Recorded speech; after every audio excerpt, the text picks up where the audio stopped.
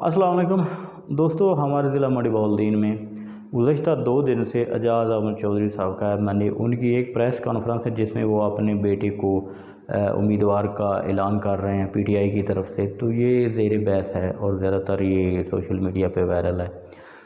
तो सबसे पहले तो मैं आप लोगों को ये बताऊं कि इलेक्शन लड़ना और उम्मीदवार होना ये बिल्कुल दो अलग चीज़ें हैं। उम्मीदवार होना हर कोई उम्मीदवार बन सकता है, लेकिन इलेक्शन वही लड़ेगा जिसे पाकिस्तान तहरीक इंसाफ टिकट जारी करेगी। और टिकट कैसे जारी किया जाएगा, क्या सूरत ये खान साहब जानते हैं। जहाँ सेंट्रल एग्जीक्यूटिव कमेटी जो है वो उनके रूल्स एंड रेगुलेशन के मुताबिक वो टिकट इशू करेंगी इस बार, क्योंकि अब हालात जो हैं ये पहले जैसे नहीं हैं। पहले खान साहब इलेक्टेबल को देख चुके हैं, उसके अलावा बहुत सी और जो है वो सूरत हाल उनको देख चुके हैं, और अब की बार खान साहब जो हैं वो बहुत सी चीज़ें हैं वो मद्देनज़र रख कर जो टिकट इशू करेंगे। लेकिन ये जो उन्होंने ऐलान किया उस पर हमारे कुछ दोस्त जो हैं उनके बिल्कुल ख़िलाफ़ है। उन्होंने एक कंपेन की सोशल मीडिया पे, वो मुख्तलिफ कमेंट्स कर रहे थे, और कुछ जो हैं वो उनके हामी थे।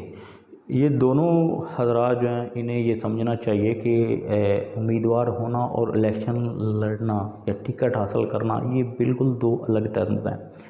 जिसने पीटीआई का टिकट जो है वो हासिल कर लिया, समझें वो इलेक्शन जीत गया, और सबसे मुश्किल काम जो है वो टिकट हासिल करना होगा। और थोड़ा सा मैं आप लोगों को बताऊं कि एक और तबका भी है, तीसरा ग्रुप भी, जो ना तो इनका हामी है और ना इनके ख़िलाफ़ हैं। लेकिन जब वर्कर्स की बात की जाती है कि वर्कर्स को टिकट मिलनी चाहिए या वर्कर्स को उम्मीदवार होना चाहिए, वर्कर्स को उम्मीदवार होना चाहिए, जब हम जैसे लोग कहते हैं कि वर्कर्स को भी आगे आना चाहिए, तो फिर वो लोग जो हैं वो तनकीद करते हैं कि वर्कर्स नहीं कर सकते, वर्कर्स आगे कैसे हैं। क्योंकि आगे आने के लिए, इलेक्शन लड़ने के लिए, और इसमें जो पाकिस्तान की सियासत है इसमें मेन स्ट्रीम में कदम रखने के लिए ज़रूरी है कि लैंड क्रूज़र कल्चर हो, पुजारो कल्चर हो, और बड़े बड़े इन्वेस्टर हों, और बड़े बड़े तल्लुकात हों, हर हलके में हर जगह पे ऐसे ऐसे निज़ाम होना चाहिए जब कैसे इलेक्शन लड़ सकते हैं, कैसे धांधली कर सकते हैं, ये सारे तरीके आने चाहिए। एक वर्कर बेचारा कैसे इस तरह इस करप्ट सिस्टम से, करप्ट निज़ाम से वो कैसे मुकाबला कर सकता है। लेकिन ऐसी बात नहीं है। हाँ, हम भी वर्कर्स हैं, और इमरान खान के विजन को देखते हुए, इमरान खान के विजन को अपना मिशन बना लिया कि इमरान खान का जो नज़रिया वो हमारी ज़िंदगी का मकसद है। और अल्हम्दुलिल्लाह जब हम देखते हैं कि इमरान खान और पीटीआई जो है वो दिन दुगनी रात चौगुनी तरक्की कर रही है, तो हमारा सीना चौड़ा हो जाता है, फ़ख्र होता है कि हमने बेलौस बग़ैर किसी लालच के जिस मकसद के लिए कुर्बानियाँ दी, जिस मकसद के लिए वर्क किया, दिन रात एक किया, वो अल्हम्दुलिल्लाह मकसद जो है उसकी तरफ हम बढ़ रहे हैं, और पाकिस्तान उसकी तरफ जा रहा है। पाकिस्तान जो है वो ये एक अहम मुल्क बनने वाला है, और इंशाल्लाह बनेगा। तो हमें खुशी होती है, क्योंकि खान साहब हर जगह पे कहते हैं कि अपना नज़रिया बड़ा होना चाहिए, सोच बड़ी होनी चाहिए, ख्वाब बड़ी होनी चाहिए, और ग़ुलामी की ज़ंजीर चाहे सोने की हो बहुत बुरी चीज़ है। ग़ुलामी की ज़ंजीरें तोड़ दें, ये खान साहब कहते हैं। और अगर हम किसी को तबलीग करें कि भाई ख्वाब बड़ा होना चाहिए, ग़ुलामी से बचें, और ख़ुद हमने सोने की ज़ंजीरें पहनी हों, ऐसा नहीं हो सकता। अगर हम वर्कर हैं इमरान खान की, तो हमें बात करनी चाहिए इमरान खान की तरह, और इमरान खान के नज़रिए को फॉलो करते हैं तो फिर डरना क्या, डर नहीं होना चाहिए। जब हम लोगों ने मरना ही है, एक दिन तो लाजमी मरना है, तो फिर डरना क्यों? क्योंकि इमरान खान जो वो डरता नहीं है, और अल्हम्दुलिल्लाह आज इमरान खान ने डर और बहादुर होने की वजह से कामयाब हुआ है। और पूरी दुनिया ने देखा है कि इमरान खान ने जिस तरह वो सिस्टम से, कल्चर से टकराया, पूरी दुनिया ने देखा कि इस तरह बहुत कम लोग जो हैं वो कामयाब होते हैं, और हमारी तारीख़ में वाहिद इमरान खान है जो इस तरह वापस आ रहे हैं। तो हम तो इमरान खान के नज़रिए को फॉलो करते हैं, और हमारी कोशिश है कि जब वर्कर्स आएंगे तो हम उन्हें वेलकम करेंगे। बाकी रही बात कि पीटीआई के जो भी उम्मीदवार हैं, जो भी लीडर्स हैं, कैद हैं, अगर वो इलेक्शन का ऐलान करते हैं तो हम मुखालफत नहीं करते। हाँ, वर्कर्स जाते हैं तो हम उनकी सपोर्ट करेंगे, फुल सपोर्ट करेंगे, लेकिन किसी की मुखालफत नहीं करते, और ना करनी चाहिए। और मेरी तमाम वर्कर से और बाकी जो भी हमारे हामी हैं उनसे एक गुजारिश है कि जितने ज़्यादा उम्मीदवार होंगे वो वर्क करेंगे पाकिस्तान तहरीक इंसाफ के लिए, और टिकट मिलेगा एक बंदे को।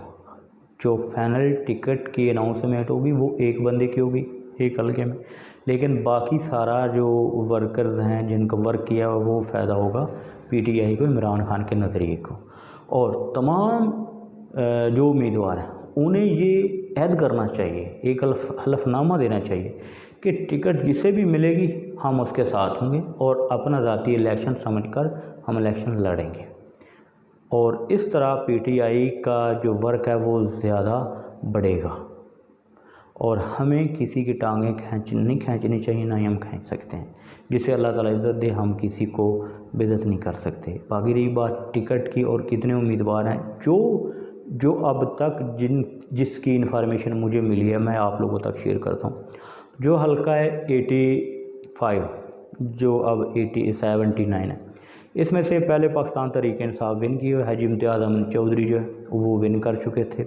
अब वो उम्मीदवार हैं और उनके साथ उम्मीदवार तारक तारड़ साहब जो कि PP 66 से MPA बने हुए हैं, वो भी उम्मीदवार हैं। और तीसरे उम्मीदवार हैं शहद रज़ा रांझा साहब, इन्होंने ओवरसीज़ फोरम बनाया और ये उसके चेयरमैन हैं और ये खान साहब से 2-3 दफ़ा मिल भी चुके हैं और इन्होंने मुख्तलिफ़ जगह पे इज़हार किया कि ये उम्मीदवार हैं और अगर टिकट मिली ना मिली तो मैं जो उम्मीदवार है उसकी फुल सपोर्ट करूँगा।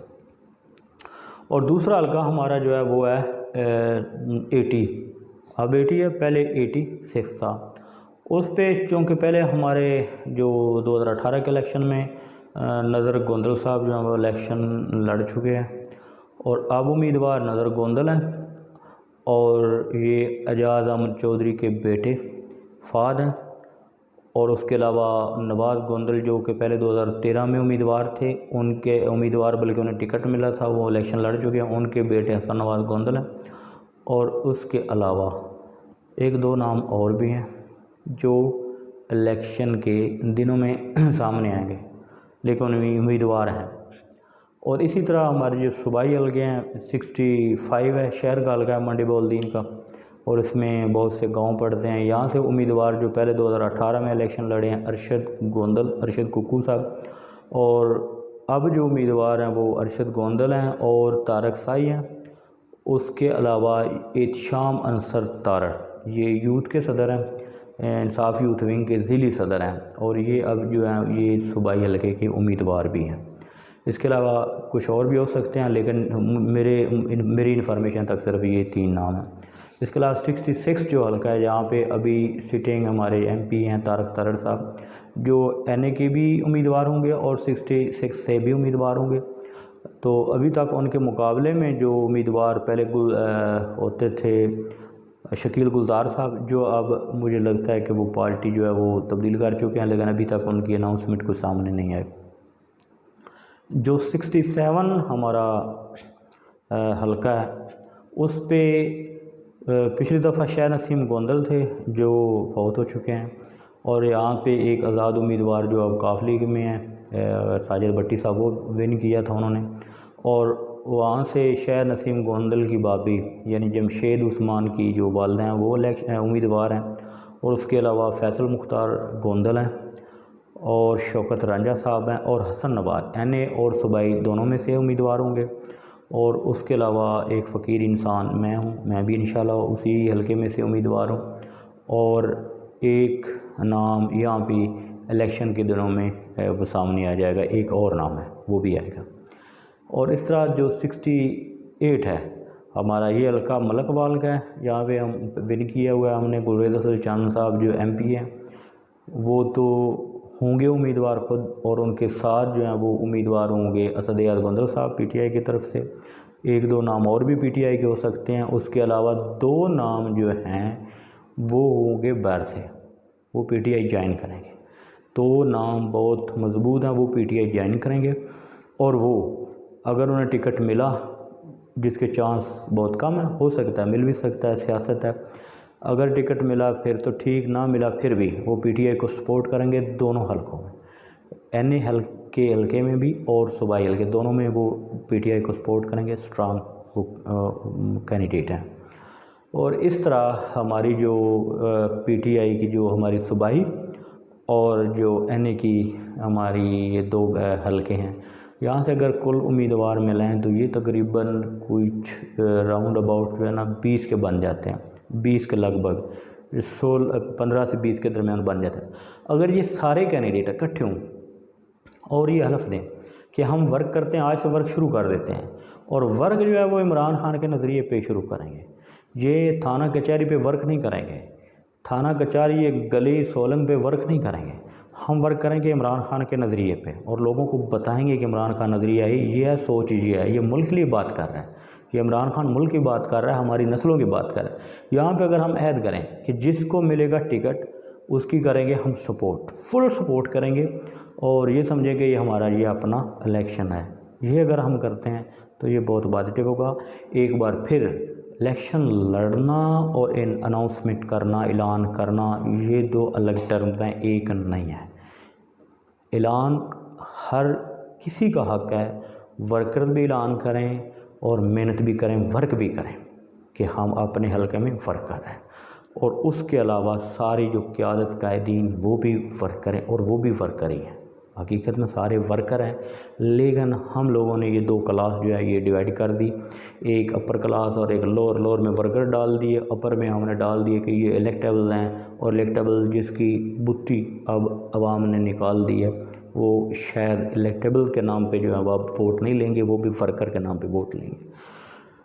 तो हमें सबको मुत्तहिद होकर वर्क करना है, किसी टांगे नहीं खींचनी, जो भी आता है जो ऐलान करें वेलकम, अपनी अपनी मेहनत करें, अपनी लॉबी बनाएं, लेकिन पीटीआई के नज़रिए के लिए, इमरान खान के नज़रिए पर रहते हुए अपनी लॉबी बेशक बनाएं, सबको हक है। और आखिर में मेरा एक क्वेश्चन है, लाजमी आप लोग इसका जवाब देना कि पीटीआई के वो कौन से पहले दो उम्मीदवार हैं, पहले जो हमारे ज़िले में दो उम्मीदवार थे उनके नाम क्या है, जो पीटीआई के टिकट पे उन्होंने इलेक्शन लड़ा, बहुत पुराने हैं और सिर्फ दो ही थे, उनका नाम बता दें, बड़ी मेहरबानी। अल्लाह हाफ़िज़।